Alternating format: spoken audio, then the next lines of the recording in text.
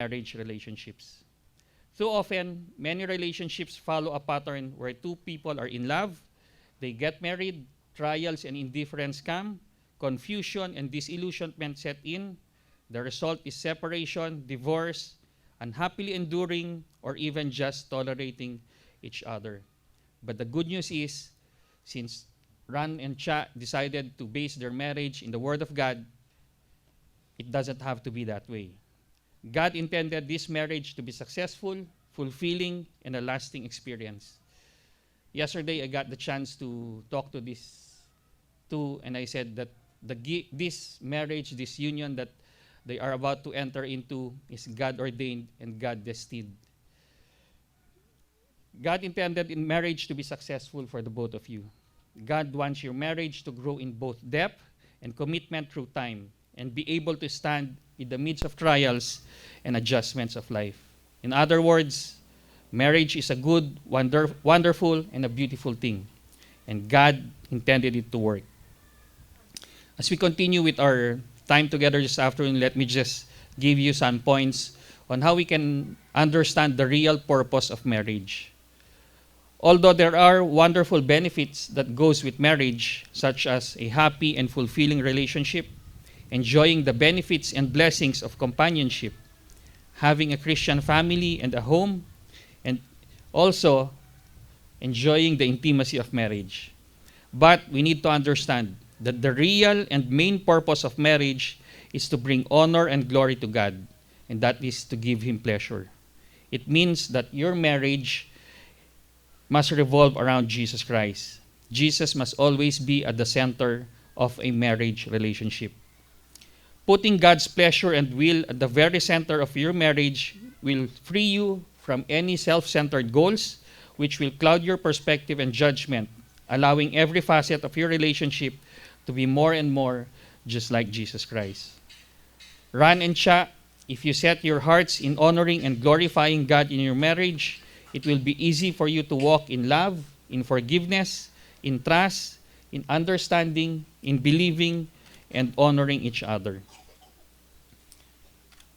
The most famous scripture chapter in the Bible is from the first book of Corinthians, chapter 13.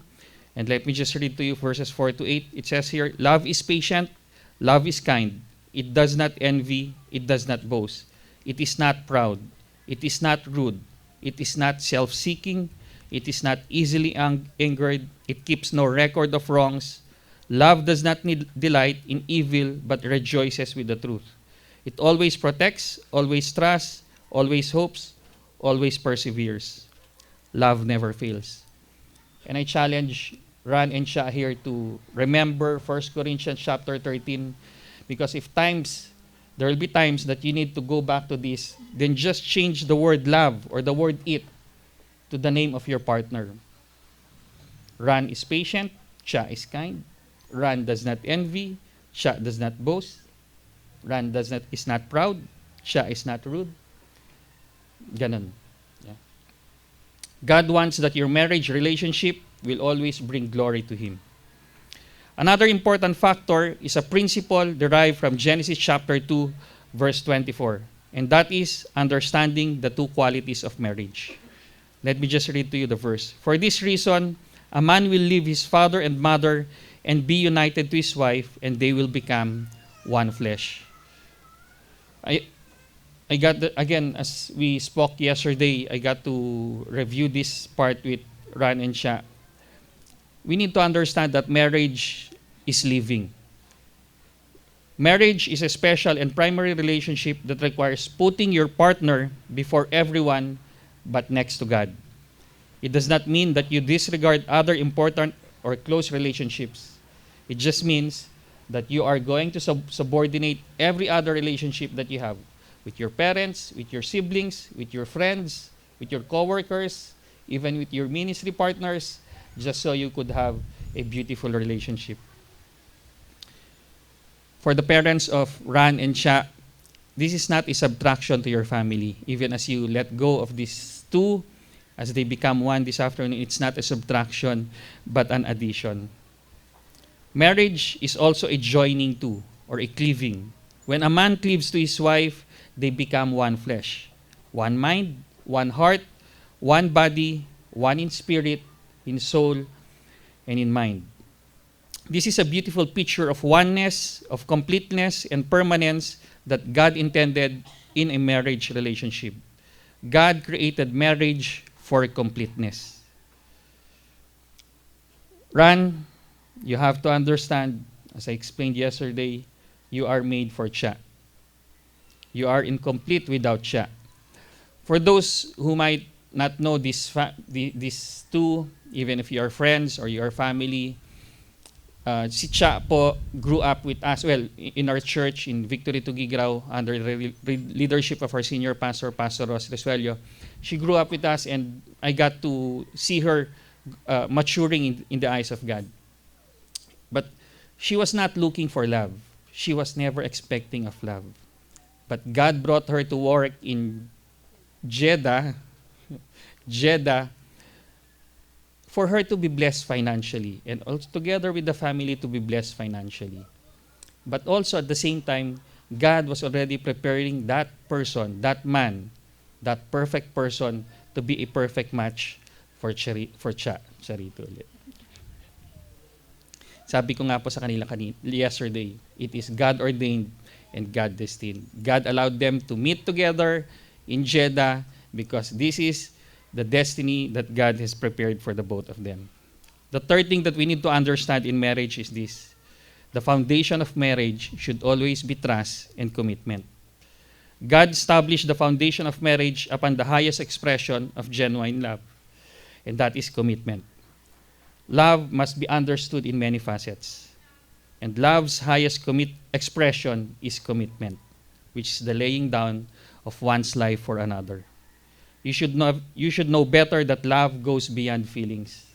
Sabi nga sa inyo, you have made a choice to love each other and make a commitment to love each other for the rest of your lives. Feelings come and go, and because feelings are so unstable, we do not base our marriage on what we feel, but on the commitment that we have expressed through the vows and covenant that we make to each other. Jesus Christ displayed this degree of commitment by pledging to his earthly bride, which is us, when he said, "I will never leave you nor forsake you." We all know that wedding day is characterized by love, by romance, and by high future expectations. But the pledge is made before the real test of life together begins. The years ahead will bring both joy and sorrow, good times and tough times, unforeseen circumstances, as well as adjustments and adaptations. But all of these situations can be victoriously met to the degree of your steadfast commitment to one another. Ran and Cha, you are to take of your marriage with a dedicated commitment to its development and success. For as long as you stay committed to each other, you will always find yourselves deeply in love with one another. After all, marriage is love realized through commitment. For you to know, experience, and share genuine love, you should continue to know that God is love. May I now ask Ran and Cha to please stand at the front, the middle, as they exchange their vows this afternoon. Cha, knowing that it is God's will knowing that it is God's will for me to marry you, I make a commitment to you today I made a commitment to you today in the presence of our Lord in the presence of our Lord and before all of these witnesses and before all of these witnesses to love you to love you with an unconditional love. with an unconditional love. I will be faithful to you always, I will be faithful to you always, never leaving you never leaving you nor forsaking you. nor forsaking you. I will lead, I will lead, guide, guide, protect, and provide. protect, and provide. I will live with you I will live with you in an understanding way, in an understanding way, being thoughtful of your needs, being thoughtful of your needs, and I will honor you and I will honor you as fellow heir of God's grace. as fellow heir of God's grace. I commit myself I commit myself to fulfill God's plan to fulfill God's plan for my life, for my life, provide loving leadership provide loving leadership and spiritual covering and spiritual covering for you and our children. for you and our children. I commit to co-labor with you I I commit to co-labor with you in the building of the in the church building of the church and advancement of the kingdom of God and advancement of the kingdom of God until the day Jesus returns, until the day Jesus returns until the day Jesus returns in all His glory. in all His glory. Palakpakan po natin si Ran.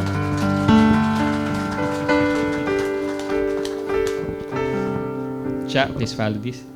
Ran, Ran, knowing that it is God's will knowing that it is God's will for me to marry you, for me to marry you, I make a commitment to you today I make a commitment to you today before God Almighty before God Almighty and before all these people and before all these people to become your wife to become your wife and help me. and help me. I commit to love you I commit to love you and submit to you and submit to you as my spiritual covering. as my spiritual covering. I will not hinder you, I will not hinder you, but will always inspire you but will always inspire you and encourage you and encourage you as the head of our household. as the head of our household. I commit to co-labor with you I commit to co-labor with you in the building of the church in the building of the church and the advancement of God's kingdom in the advancements of God's kingdom until Jesus returns until Jesus returns in all His glory. in all His glory. Palakpakan po natin si Cha. May I now ask the ring bearer to please bring the rings.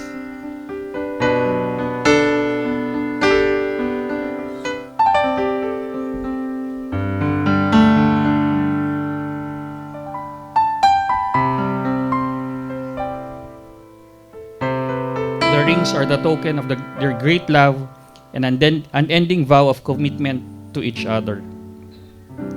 Just as the rainbow is the sign and the constant reminder of the covenant promise that God made with Noah, these rings will signify the covenant promise that Ran and Cha are entering into today. They serve as the constant reminder of the vows and commitment that you are making today.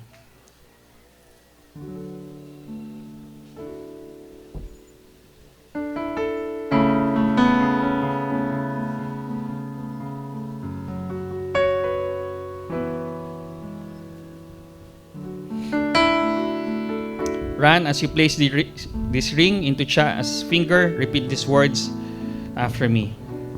Cha, Cha, as a token of the covenant as a token of the covenant I have made with you today, I have made with you today, I am giving you this wedding ring I'm giving you this wedding ring as a sign of my promise as a sign of my promise to love you with an eternal love. to love you with an eternal love. As I place it in your finger As I place it in your finger and you received it, and And- receive it, you acknowledge you acknowledge that you are no longer your own, that you are no longer your own, but completely mine. but completely mine. From now on, From now on, you are the bone of my bones, you are the bone of my bones, the flesh of my flesh. the flesh of my flesh. I love you very much. Love you very much. Palakpakan po natin si Ran. Ran, Ran, as a token of the covenant as the token of the covenant that I have made with you today, that I have made with you today, I am giving you this wedding ring I'm giving you this wedding ring as a sign of my promise as a sign of my promise to love you with an eternal love. to love you with an eternal love. As I place it in your finger As I place it with your finger and you received it, and you receive it, you acknowledge that you are no longer your own, you acknowledge that you're no longer your own, but completely mine. but completely mine. From now on, From now on, you are the bone of my bones, you are the bone of my the bone, flesh of my flesh. the flesh of my flesh. I love you very much. I love you very much. Palakpakan pa natin. May I ask the coin bearer to in Deuteronomy chapter 8 verse 18. But remember the Lord your God, for it is He who gives you the ability to produce wealth, and so confirms His covenant which He swore to your ancestors as it is to you today. As Randolph and Cha will start their new life together as married couple, they acknowledge that it is the Lord Jesus that will provide for all that they need, and that they will honor the Lord with the first fruits of their wealth.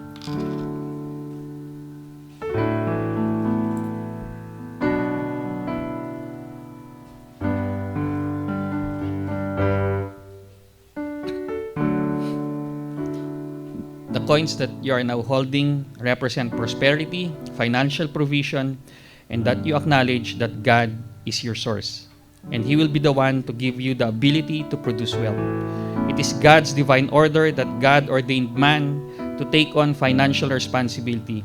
As a symbol of that commitment, Ran will now turn over the coins to Cha. Ran, before you give, please follow these words after me.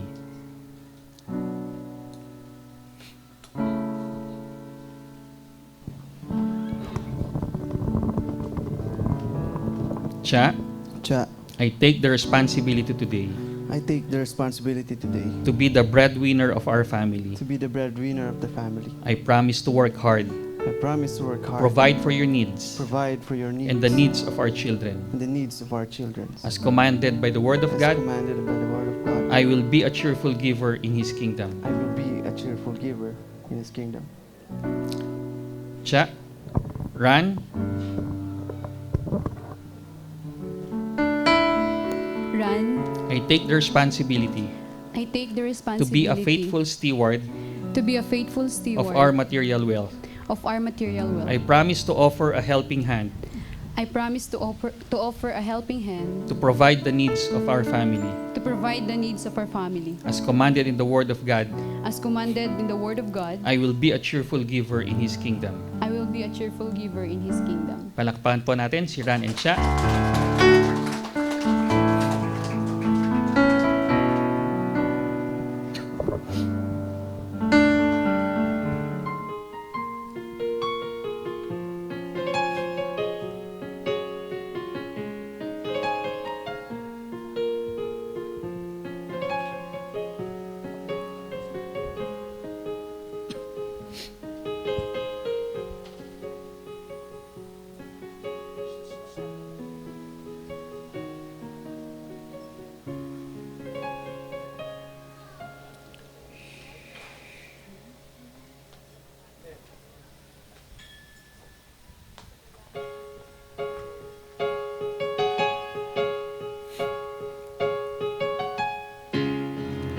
Cha, the veil that covers your head is symbolic of your willingness to submit yourself to your husband and to acknowledge him as your spiritual covering. And Ran, this veil on your shoulder serves to remind you of the cross and the altar in which the supreme sacrifices of God's divine love was offered.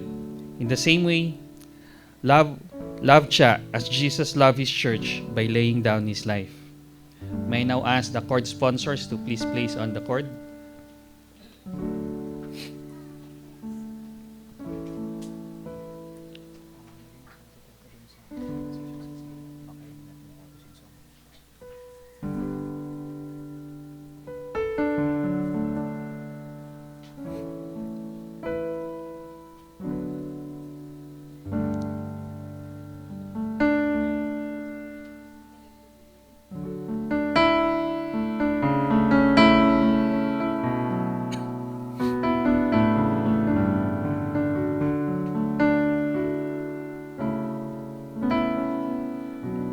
The cord is a symbol of the power in unity.